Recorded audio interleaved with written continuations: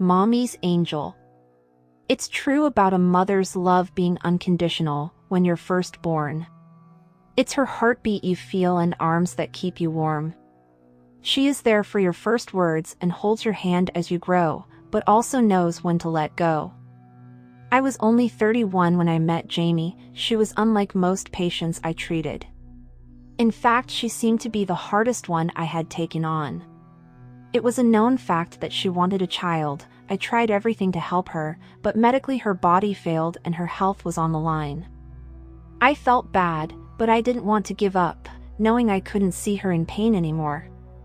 Every doctor she had been to had told her the same thing, that she would die if you tried to have a baby. "You know, there are other options," I said one day while she sat across from me.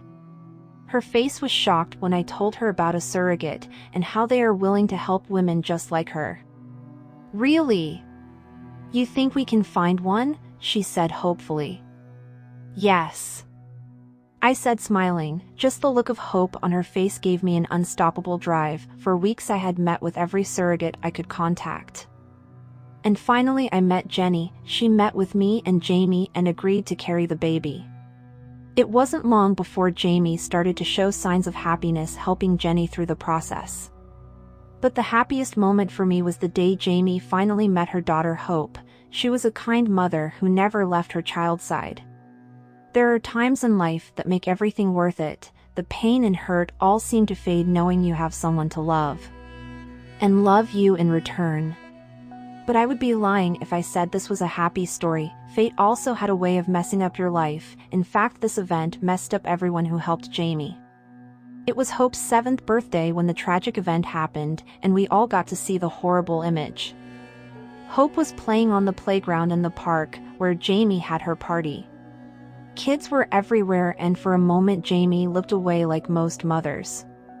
What we heard to this day makes my heart sink. A car crashing and a little girl screaming. Hope had run into the street after a ball, but didn't see the car. Police had arrived a short hour later and blocked off the scene. Jamie was in shock as they carried her little girl away. Jenny and I stayed in touch with Jamie after the accident, but she was not in the best of health, talking about her need for hope. I advised her that while it was her choice, maybe talking to someone professional would help the healing. "Thanks, but I don't think I need that." I looked for the weeks for the medication, something to help my friend, knowing I could lose her. But Jenny had an idea. She knew it was a long shot, and that it may be insane, but Jamie may just get better. "You sure?" I said, uncertain of Jenny's idea. She wanted to get a doll, but not just any doll, one made to look like Hope. My only fear was Jamie and how she would handle it, but I should have said no. Stupid, right? In a short few weeks, Jenny contacted everyone that could do such a job, and finally she arrived at my door with a box that Sunday. Wow, it was all I could say. This doll was a life-size version of Hope, even wearing the same dress that Jamie loved to put on her. Now I should really say no to this doll, but how would I have known that Jamie would become a monster? We met with Jamie at her home, and almost felt good about the decision when Jamie's face lit up as she held the doll in her hands. "Oh, my baby! She looks just like her," she cried, hugging us tight. We noticed right away the change in Jamie's mood as every day she would dress and brush the doll's hair. It was kind of nice to see her back to the point in her life where she was happy, but only for the first couple months did I notice this harmless habit. I quickly noticed her need to bring the doll everywhere, shopping, dining out, and even when she gathered her mail. She even had started to feed the doll from empty bowls and plates, singing her songs and laying her in bed at night. Jenny called one Saturday worried as I sat at work. "What do you mean, babysat?" I said I was confused. Jamie had dropped off Hope to Jenny, asking her to look after her while she planned her next 8th birthday party. I admit I was worried that she was seeing the real Hope now, and not just a doll. Of course it was an odd day when she invited us to the party. She invited the whole neighborhood, of course they all showed. Only to spare Jamie's feelings.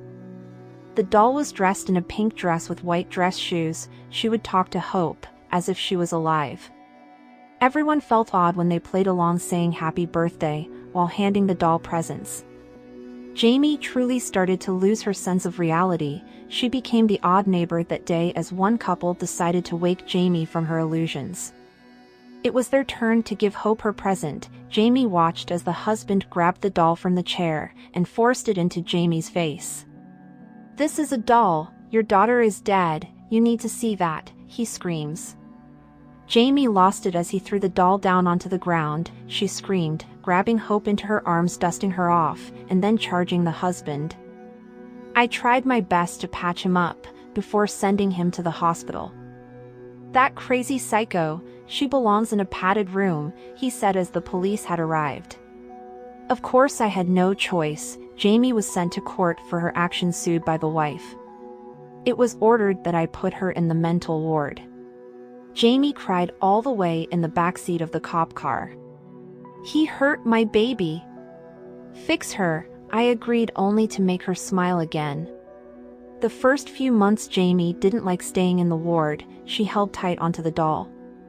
Eyeing everyone who got near, I sewed Hope's injuries, making her better, as Jamie would have said. Now to say Jamie didn't have any sanity left, well, it was becoming too true at this point. She had an outburst, causing her to be locked up in the quiet room while the doctors kept Hope in the office. I begged them not to do it, but they ended up locking the doll up in a closet. Jamie cried that night. For the next 3 months they kept the doll hidden away. I watched Jamie's visit to the quiet room become a regular thing.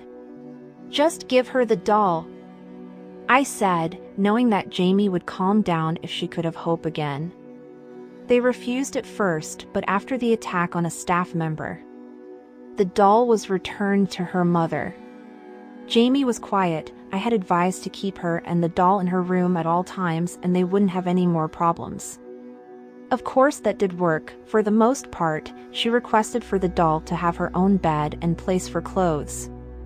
The staff gave her what she asked, but I started to see something far more off about Jamie in the coming months. She began to blame Hope for certain things, missing items, and small outbursts that would occur at night in her room. "I don't know what to do," I told Jenny as we sat down for lunch. Jamie had totally lost her mind. Jamie had told doctors that Hope seemed to be filling her head with ideas, and to make the husband pay for making her 8th birthday a bad day. I visited once or twice to make sure Jamie was still being treated well, but I knew only one person could truly care for her. "Transfer her over to my hospital. I will be her doctor from now on," I said as the sea of eyes looked on in disbelief. They accepted my request, and soon Jamie was on her way. My staff was ordered to treat Jamie with love and support after how she was treated the first time. She seemed okay in my ward. Knowing me as a close personal friend and doctor, she seemed to even act more like herself for the most part. We would have a weekly session talking about things from her health, and of course about the doll. "Well, maybe if you continue on this path, you'll be out in no time," I said one day while walking her back to her room. Her smile seemed to warm my heart as she nodded. "Oh, I love that," she said, hugging me before closing her door. The day I watched her go was a pride moment. Not only did I feel right about the decision, but my patient was okay. She even left with acceptance that Hope was dead and that the doll was just a reminder. She left the doll with me, asking to keep it for her. Now I should have been more aware, 'cause the next chain of events still haunt me to this day. It was a cold Monday morning when I got the call about my office being broken into. Nothing was taken. Well, Hope was gone. My first thoughts were of Jamie. Maybe she came back to get her for some reason. Either way, I needed to know why. "Jamie, are you home?" I called from her front door after ringing it for almost a few minutes. The door slowly clicked open and Jamie's expression alone seemed a bit off. "Hey, I was sleeping," she said, half tired, but something more gave away her manner. "Jamie, I have a question and I am just asking for a straight answer," I said as I sat down on her couch. She seemed confused but nodded. "My office was broken into this morning, and the doll is missing." I stopped to see her react, but she seemed calm and collective. "What, did you think I took her?" "Well, no. But you're the only one who knew about where the doll was. Jamie looked a bit hurt but started to laugh. I'm sorry. I guess someone stole her then. She seemed to show no expression by my comment, no pain or anger, just nothing. Would you like a drink? She was almost trying to avoid the subject. I said yes and excused myself to her bathroom, knowing she was acting quite strange. I didn't know what to think about any of it, but she seemed to be hiding something about the matter. I looked around the house, but was feeling pretty foolish when I didn't find the doll anywhere. Giving up, I went back down and joined Jamie at the table. We talked a bit before I said my goodbyes and headed home. Maybe I was wrong about everything. I felt defeated. I didn't think of the doll anymore after that. It had been weeks since my talk with Jamie, and I was fearful of seeing her again. Well, maybe it was another patient, Jenny said, sitting back in one of my office chairs. I nodded, knowing anyone could have broken in, and well, some of my patients were clever. Hey doc. You got a phone call? I looked confused. Take a message, I said, knowing I was behind on paperwork. You really want to take the call? The nurse's expression made me uneasy as I grabbed the phone. I couldn't believe what I was hearing. I dashed from my desk after hanging up. Jenny followed closely behind and confused. We got into my car and drove over to Jamie's home. The police were everywhere. I found a spot by her mailbox and quickly ran to the door, where I greeted. Thanks for coming. The police let me and Jenny in, as I noticed Jamie on her couch with her head down. What happened? I said, confused, but something told me Jamie had never been okay. We were led down into the basement. The smell alone made me gag as the husband who had hurt Hope was tied to a chair. What the hell? His body decayed and thin. The wife called in, with him missing about a few weeks ago. We don't know how long he was truly here, but Jamie won't talk. I shook my head, but something more made me panic. In his lap, it was Hope. She seemed to be cuddling against him. I rushed upstairs and entered the living area, where Jamie still looked unmoved. What did you do? I begged her as I grabbed onto her hands. She looked up at me for the first time with a twisted expression across her face. She wanted him dead. And now she wants you dead. She jumped at me as two cops caught her before she could get to me. I panicked, unable to move as I leaned against the wall. Her screams echoed as she requested for the doll. Are you okay? Jenny said, rushing to my side. I nodded but returned back downstairs, looking once more at the body. I noticed Hope was still in her same position. The police ended up taking the doll as evidence, and I'm glad they did, 'cause I hated looking at her anymore. Jamie was taken out of state to a mental ward where she would be away from me and anyone else she intended to hurt. I admit, writing this now, I don't know what to think. I failed Jamie, and for that I'm sorry. But the worst of it, that I still don't understand to this day, was the package I received. Inside was a folded piece of paper written in crayon, "Your time will come." Inside the box, though, was a dozen dolls' heads.